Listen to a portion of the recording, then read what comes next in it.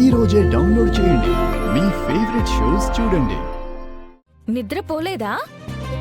మరి అలాంటప్పుడు నిద్రపోతున్నట్టు అలా నటించడం తప్పు కదా. అలా మోసం చేయకూడదు కదా. ఇప్పుడు నేను అలిగాను, బొంగమూతి పెట్టాను. నాకిప్పుడు సమాధానం కావాలి బావా. ఏదో మహానుభావుడు ప్రియుడు అంటున్నావేంటి? ఓ, మొత్తం వినేసావా? అయినా సరే నేను తగ్గేదే లేదు. మోసం చేసిన వాళ్ళకి ప్రశ్నించే హక్కు లేదు. చెప్పు, ఎందుకు నిద్రపోతున్నట్టు నటించావు బావా? ఏహే చిపా, ఇది తీసుకో, వెళ్ళి అక్కడ పడుకోపా. బావా పడుకో.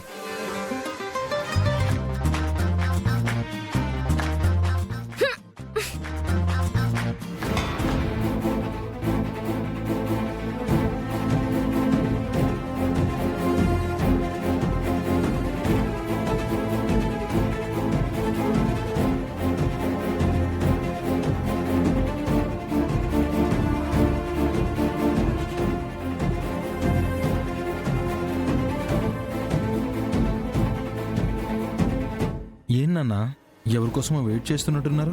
అవునరా, మీ అమ్మ ఇందు ఇంటికెళ్ళింది. అమ్మాయి ఇందు ఇంటికి వెళ్తే ఇంత సీరియస్గా మీరు అందరూ వెయిట్ చేయాలా? మీ కగననే ఇందు వాళ్ళ అత్తగారు వాళ్ళ కట్నం ఇచ్చాడని మీ అమ్మకి తెలిసిపోయింది. ఇప్పుడు అక్కడికి వెళ్ళి ఏం గొడవ చేసుకొస్తుందోనని ఎదురు చూస్తున్నాం. ఇదిగో మాటలో మీ బాబాయ్ ఫోన్ చేశాడు. ఒక్క నిమిషం. అల్లుడు గారు చెప్పండి.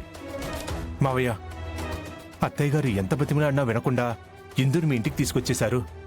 మావయ్య, అసలేం జరిగిందంటే... తెలుసండి, వివరాలు అవసరం లేదు. మావయ్య, ఎలాగైనా మీరే అత్తయ్యకి నచ్చచెప్పి ఇందుని ఇంటికి పంపించండి మావయ్య. కావాలంటే మీరు ఇందుని అడిగి చూడండి మావయ్య. నేను బాగానే చూసుకుంటున్నాను. బాధపడకండి, నేను మీరాకి నచ్చ చెప్పి ఎలాగైనా ఇందుని మీ ఇంటికి పంపించేస్తాను. సరేనా? సరే మావయ్య.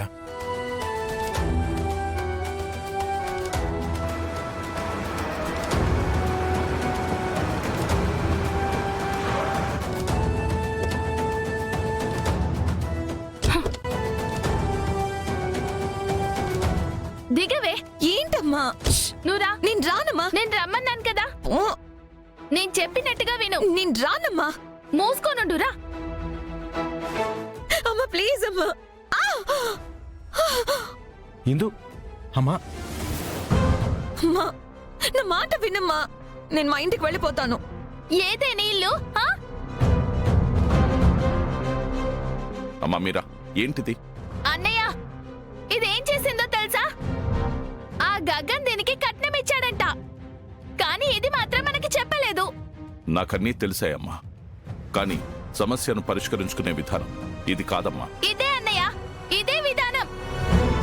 ఎవడో ఇచ్చిన డబ్బుతో ఇది కాపురం చేయడం నాకు ఇష్టం లేదు.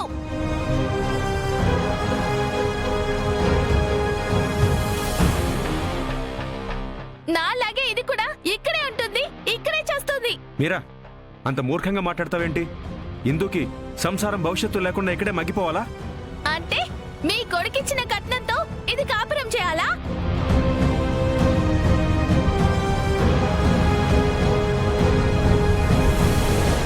అవును, మీ కొడుకు ఇందుకి కట్నం ఇచ్చాడని మీకు తెలుసు కదా. అవన్నీ ఇప్పుడు ఎందుకు? ఎందుకేంటి? ఏదైనా సందర్భం వచ్చినప్పుడే తెలుసుకోవాలి. మీ కొడుకు గగన్ మన ఇందుకి కట్నం ఇచ్చాడని మీకు తెలుసా లేదా?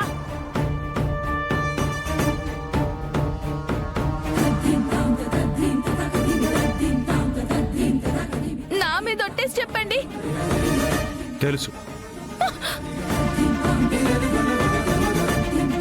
ఏరా, నీకు కూడా తెలుసు కదా? అంటే అమ్మా, అది తెలుసానంటే ఏ నీ చేకుడు తీసుకొని నా నెత్తి మీద పెడితే గాని చెప్పవా? చెప్పు. తెలుసమ్మా. చూసావా అన్నయ్య, ఎందుకి ఆ గగన్ కట్నం ఇచ్చాడని ఈయనకు తెలుసు, వీడికి తెలుసు, దీనికి కూడా తెలుసు.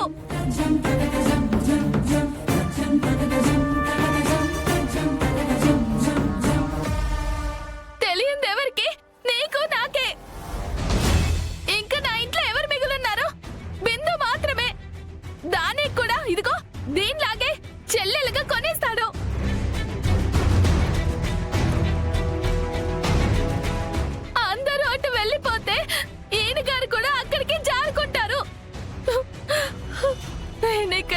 ఒంటరిగా ఏడవాలి.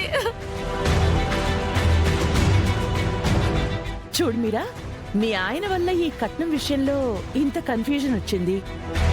అలాగని ఇందు కాపురాన్ని కూలితీసి ఇంట్లోకి తెచ్చిపెట్టుకున్నావన్న చెడ్డ పేరు మనకెందుకు చెప్పు? ఏమంటావు బావా? అవునమ్మా, వాడిచ్చిన కట్నం ఏదో వాడి మొహం మీద పడిద్దాం.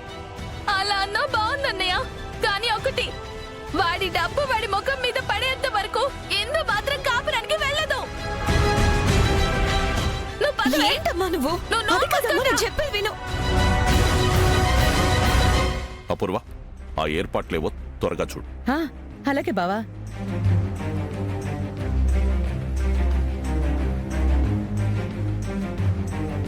అసలు ఆ దొంగతనం చేసిన డబ్బు ఇందు అత్తగారికి ఇచ్చేసుంటే అసలు ఈ రోజు ఇంత గొడవ జరుగుండేదే కాదు.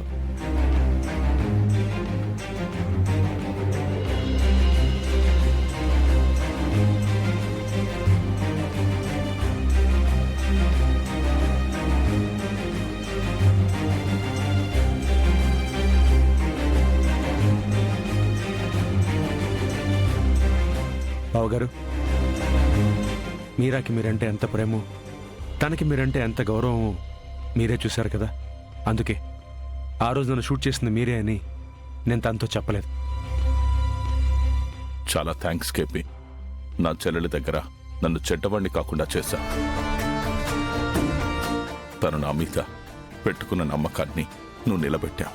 నాకు మనుషుల విలువ, బంధాల విలువ తెలుసు. విడగొట్టడం, వదులుకోవడం రాదు. పంతానికి పోయి రక్త సంబంధాన్ని విడిచిపెట్టడం నాకు చేత కాదు. నీ మాటలోని అంతరార్థం నాకు అర్థమైంది కేపీ. బావగారు, నేను మీకు చెప్పాలనుకుంటోంది అదే. నిజాన్ని దాచి మిమ్మల్ని మంచివాణ్ణి చేశాను. ఇప్పుడు మిమ్మల్ని గొప్పవాణ్ణి చేద్దాం అనుకుంటున్నాను. అంటే మిమ్మల్ని భూమి దగ్గరికి వెళ్ళి వాళ్ళిద్దరిని తీసుకురమ్మని చెప్పాను కదా. గగన్ని, భూమిని మీరు తీసుకురావాలి. గగన్కి అల్లుడుగా జరగాల్సిన మర్యాదలన్నీ మీరే దగ్గరుండి జరిపించాలి.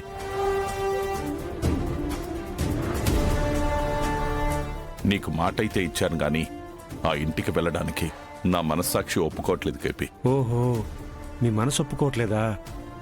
సరే అయితే ఓ పని చేస్తానండి. మీ చెల్లి దగ్గరికి వెళ్ళి, మీరా ఆ రోజు నన్ను చంపేయబోయింది, నీ ఐదోతనాన్ని తుడిచేయబోయింది